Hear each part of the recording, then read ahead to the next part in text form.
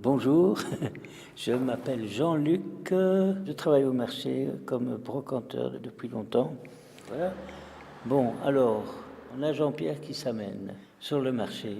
De loin, on le voit, son chapeau, tout. On se dit, ah, voilà Jean-Pierre.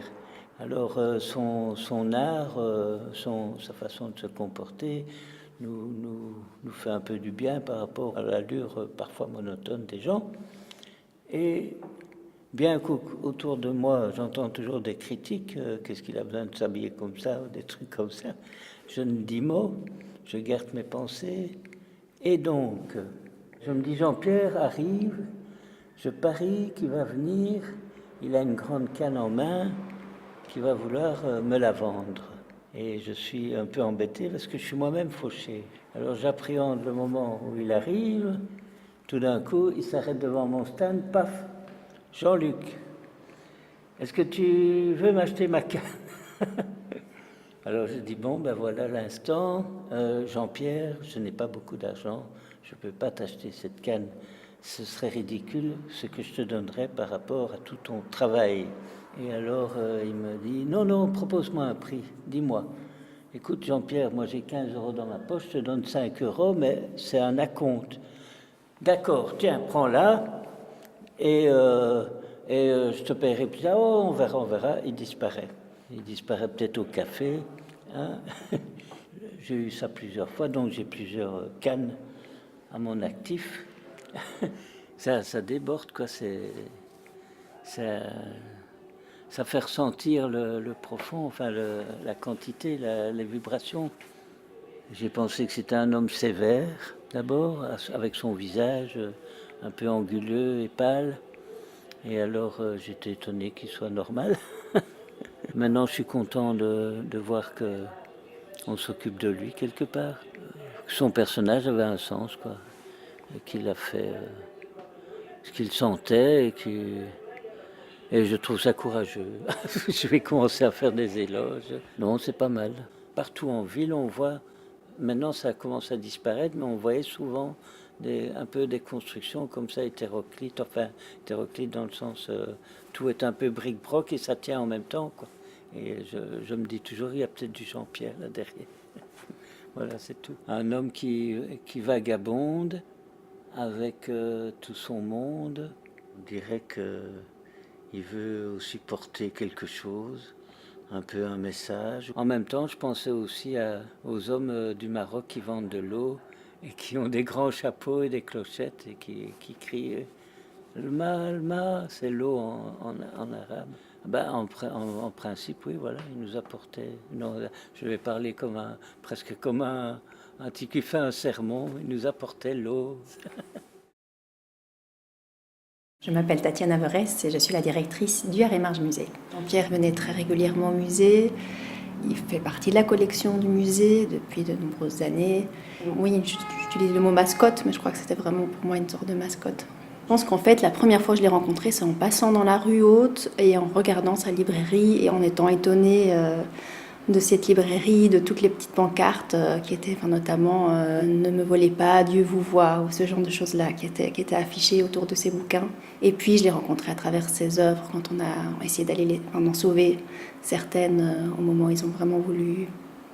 L'idée en fait où Jean-Pierre a dû quitter sa maison et donc on a récupéré toutes sortes de choses. Donc, il y avait Olivier, je crois David et moi dans la maison pour aller voir ce qu'on pouvait récupérer. On est rentré dans cette maison qui était dans un état lamentable, c'était vraiment dégueulasse. Enfin, voilà. Il y avait les chiens qui étaient là et puis on a commencé à essayer de voir ce qui était récupérable et on a ramené beaucoup de choses à ce moment-là au musée. Je me souviens qui me surprenait, je me souviens fort de sa voix en fait, je me souviens vraiment le vrai moment dont je me souviens avec lui, c'était vraiment genre un jour ou deux après le décès de sa femme, place du Jeu de Bal, où on a échangé quelques mots et puis j'ai sa voix encore à ce moment-là qui résonne, sa voix toute particulière. Il était vraiment dans une émotion très forte, il transmettait mes condoléances et puis on a été à l'enterrement de sa femme à ce moment-là. Je peux peut-être reprendre l'anecdote qui était le jour où Jean-Pierre est arrivé au musée avec une sculpture, une robe de mariée sur roulette. et qui nous a dit qu'il fallait absolument qu'on prévienne Lady Gaga. Il voulait lui montrer son œuvre et faire une sorte de spectacle, performance avec Lady Gaga sur la Grande Place. Et alors il était dans cette croyance absolue où il nous faisait croire qu'il y croyait vraiment, et donc il insistait pour qu'on la contacte et pour que ça se réalise, quoi. Et puis nous on était là entre l'idée de est-ce qu'on joue le jeu, est-ce qu'on fait semblant d'y croire aussi, ou est-ce qu'on lui dit bon, Jean-Pierre, écoute, ça sert à rien, Lady Gaga elle va jamais nous répondre. Je me souviens aussi, pour moi un souvenir cocasse, je dirais, c'est quand il m'avait demandé de prendre un rendez-vous avec moi. Il voulait me parler de quelque chose de très important, et puis donc il vient dans mon bureau et puis il me dit oui, Tatiana, le monde va mal. Et puis voilà, il part sur toutes ces explications de tout ce qui ne va pas dans le monde, et avec cet engagement, cette volonté de changer les choses et de transmettre, de conscientiser les gens, quoi. Ça, c'était quelque chose qui était assez marquant. Je pense que ce que je garde de lui, c'est cette possibilité d'être ce qu'on est, de s'affirmer dans sa différence, de s'autoriser la fantaisie, en fait. Je crois que ça, c'est une chose forte. Et puis, cette capacité à créer du lien entre les gens. Sa poésie aussi, en fait, simplement. La poésie qu'il crée à partir de tout, des mots, des objets glanés, des idées farfelues. Sa tenue vestimentaire, ouais, je dirais que ces deux choses-là. Il avait souvent soit une série de cravates différentes autour du cou, soit un ensemble de montres, bracelets autour du bras, souvent par-dessus la chemise, des chapeaux avec sa petite vache accrochée. Il avait souvent son petit sifflet à pas à canard, dans lequel il soufflait joyeusement. Toutes ses bagues sur les doigts, et puis souvent aussi dans la poche avant de sa chemise, plein de bics. Elle débordait de bics, elle était souvent pleine à craquer. Et alors, ces fameuses cannes en général, aussi presque toujours tout à fait différentes. Et voilà, chaque fois, ou des cannes, ou bien sa petite charrette qui trimballait derrière lui, pleine de toutes sortes de choses.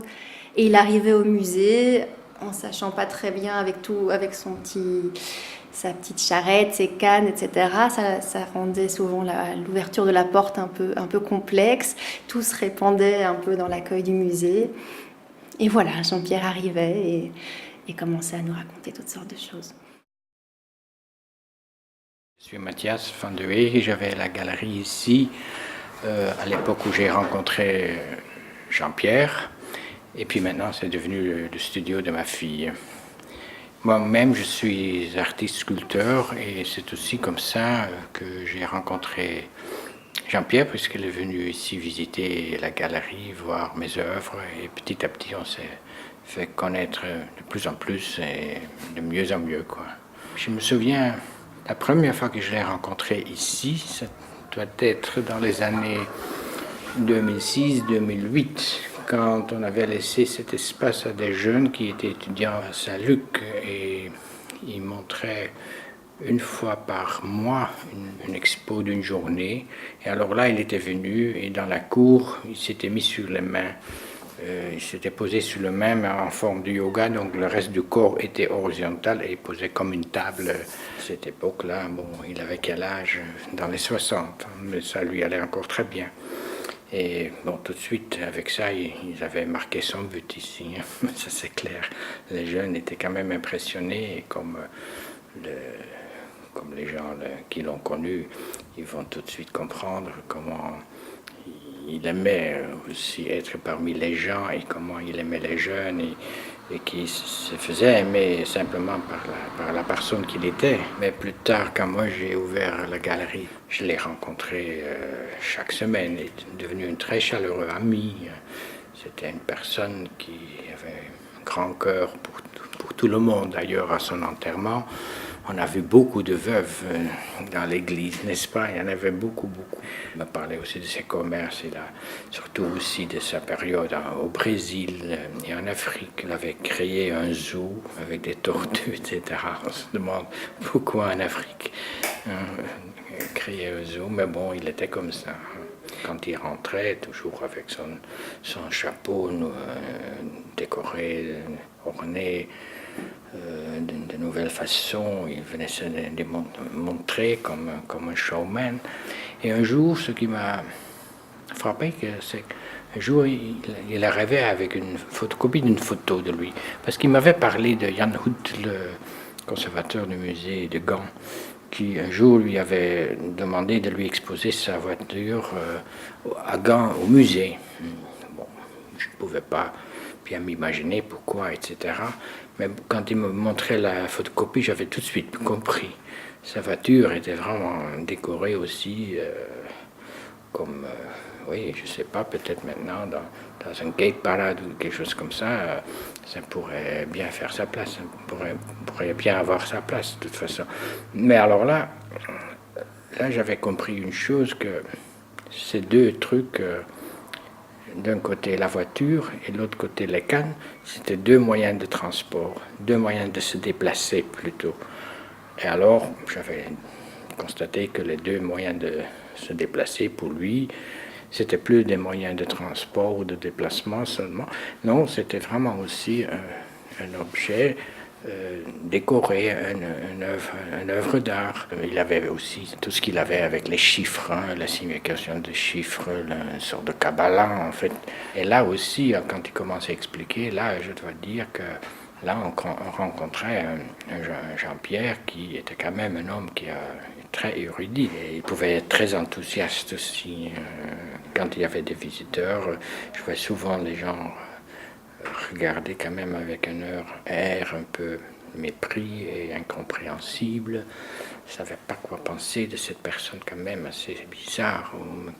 Alors là, je les invitais et je lui présentais Jean-Pierre devant l'affiche où il était présent avec sa photo. Alors là, les gens avaient tout de suite une autre idée de lui, il devenait tout de suite plus important pour eux. Et lui, il aimait ça, quoi, aussi, hein, ce jeu-là. Quand il rentrait ici, c'était toujours avec sa charrette de shopping. Et chaque semaine, c'était presque une autre, parce qu'il ne tenait pas le coup avec tout ce qu'il rassemblait, etc. Très souvent, on a fait les réparations aussi dans la galerie. Et à plusieurs reprises, moi, j'ai simplement lui donné de l'argent pour aller chercher d'autres, parce qu'il n'y avait plus rien à faire. Mais il m'avait raconté qu'il avait dans le temps un magasin de serrures, et qu'un jour, il avait vendu tout à un Américain qui voulait toutes ses clés. Bon, ça ne peut qu'arriver à lui. Hein, moi. Il y a très peu de personnes qui auraient eu cette chance. Et puis, quand il raconte ça, c'est vraiment très, très marrant aussi, parce que c'est presque l'oncle d'Amérique, quoi, hein, qui passe chez lui. Hein. Comme l'autre jour, d'ailleurs, quand il était au Brésil, dans le parc, assis avec une sculpture à lui, il rencontre un petit monsieur en bon costume qui lui demande si c'est à lui.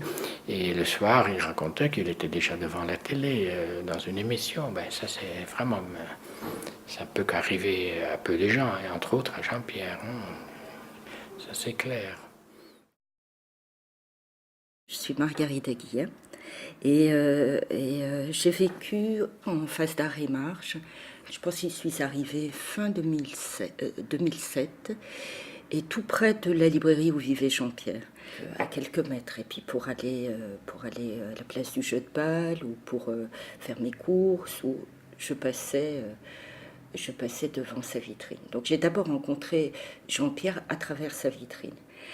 Je trouvais ça tout à fait improbable d'avoir cette vitrine dans la ville, et elle me faisait du bien aussi. Bon, il y avait toutes sortes d'objets, et c'était, pour moi, c'était une vitrine vers la poésie. C'était la poésie aussi dans la cité, et je peux définir Jean-Pierre comme ça. C'est-à-dire, pour moi, c'est le poète dans la cité. Et c'est ce qui nous a reliés, et c'est grâce à la poésie et à la langue portugaise que nous nous sommes rencontrés, parce que nous étions voisins. J'aimais beaucoup la voix de Jean-Pierre, parce que j'aime beaucoup les voix, hein, donc je voulais l'enregistrer aussi. C'était une librairie chez lui, et moi j'avais une bibliothèque ambulante, je lis la poésie hors les murs, je la chante. Donc j'en ai parlé à Jean-Pierre, et on s'est rencontrés comme ça. Je préparais une pièce radiophonique, je lui ai demandé donc si je pouvais venir le rencontrer. Donc je suis venue chez lui pour lui présenter la bibliothèque et il y a des enregistrements qui existent de cette rencontre. Il savait où je vivais, il venait déposer des lettres, des petits mots. Moi j'aime assez les petits papiers, tous ces objets qui rythment un quotidien et qui sont... ça vient de quelqu'un, c'est fait par quelqu'un, même si c'est une enveloppe déchirée ou c'est une attention. Recevoir un plumeau, c'est très pratique, un plumeau. Ça permet de nettoyer la poussière, puis c'est beau, c'est un bel objet, puis ça fait penser à un petit bonhomme aussi. Et du coup, Jean-Pierre, encore aujourd'hui, on est en 2018, hein, eh ben, est là dans la maison. Donc là, tu vois, il y a des peluches, il y en avait une deuxième, je n'ai pas retrouvé la deuxième parce que je garde aussi... En fait, ce qui me plaît dans tous ces objets aussi, on y retrouve l'enfance, et pour moi, en tout cas, aussi dans mon rapport aux gens, je te disais que je donnais beaucoup d'ateliers sur la voix, et ce qui m'importe, c'est retrouver aussi l'enfant dans chaque adulte aussi. Et j'aimais cet échange avec Jean-Pierre. Donc effectivement, il y a les peluches, là il y a ce petit punk, je l'ai enregistré, là il ne fonctionne plus parce qu'il est tombé. Il me l'a offert un jour, hein, il me voyait, il m'offrait quelque chose. Donc soit il avait son caddie ou les poches pleines ou il prenait quelque chose de sa canne pour me l'offrir. Et il bouge, hein, c'est un automate et je l'aime beaucoup, il est laid, mais je l'aime beaucoup. J'étais beaucoup dans la rue des Renards à un moment donné. Et puis il était venu avec un grand sac poubelle avec des peluches et on avait fait comme ça toute une rangée, je ne sais pas si on peut dire ça, de peluches en file indienne, et moi j'aime bien me retrouver comme ça avec un monsieur à sortir les peluches d'un sac et puis apporter, je te parlais de poésie, c'est ça. Après, il a ses yeux qui brillent, il voulait m'épouser comme il veut épouser bon nombre de personnes, mais qu'importe. Moi je dis, mais enfin Jean-Pierre, mais c'est tout beau parce que il avait tout son corps, je voyais le petit garçon à des moments, je veux t'épouser. Ou parfois il venait avec ses poèmes et puis où il me disait ses poèmes, où il fallait bien déchiffrer, donc je me retrouvais assise à une table, à tabler avec lui et puis je recopiais ses poèmes. Après je pense il y a son regard qui changeait parfois, il avait une extrême douceur dans le regard, mais je pense qu'il pouvait, mais ça je ne l'ai pas rencontré comme ça, je connais cette facette du regard doux de Jean-Pierre et parler de poésie, et je pense qu'il pouvait avoir le regard très noir aussi. J'ai aimé l'enregistrer. Et chez lui aussi, il avait son chien, Elsa. À un moment donné, je l'enregistre, j'aime assez. Et ça aussi, c'est la grâce de l'enregistrement, où il parle d'Elsa, il fait « ouh, ouh, ouh ». Et peu de temps après, le même « ouh, ouh, ouh », Elsa le faisait.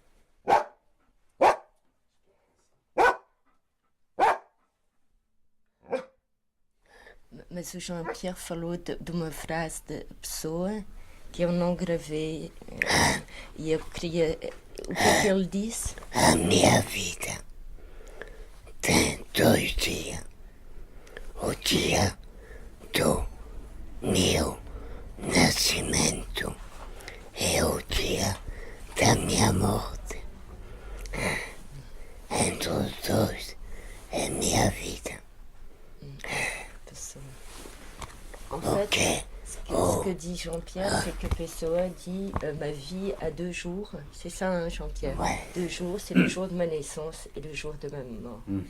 Ouais, parce que un journaliste demandait, mais oh Fernando, raconte-moi ta vie. Et il dit, mais ma vie, c'est simple. Il y a le jour de ma naissance et le jour de ma mort. Il y a 2 jours. Et au milieu, il y a ma vie. Mon nom c'est Dominique Lejeune et j'ai un atelier d'encadrement sur la place du jeu de balle qui s'appelle Passepartout. En descendant la rue de Renard, en fréquentant la place, en aménageant l'atelier, j'ai vu un étrange personnage, je lui souriais Et il me souriait, il me disait bonjour. Et puis ça s'est arrêté là pendant toute l'installation. Et le jour de l'ouverture de l'atelier, ou quelques jours après, il est venu avec une canne.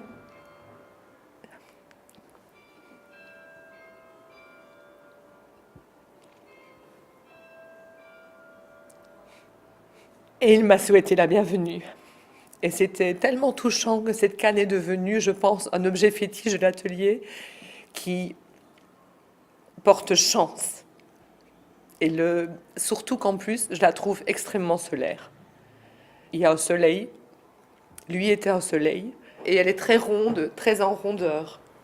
Et puis il y avait 2 cochons, et les 2 cochons, il y en a un que j'ai donné à une petite fille du quartier qui le regardait tout le temps. Et puis il y a toutes les cartes des magasins qui étaient ouverts à cette époque-là. Ensuite, il y a une image pieuse, parce que je crois que je la méritais. Et puis, il y avait un roi de cœur, parce qu'il estimait que j'avais besoin d'un roi de cœur, parce qu'il me dragouillait un peu. C'était trop mignon. Mais le roi de cœur, eh bien, je l'ai offert à mon voisin, parce que lui, il aimait aussi.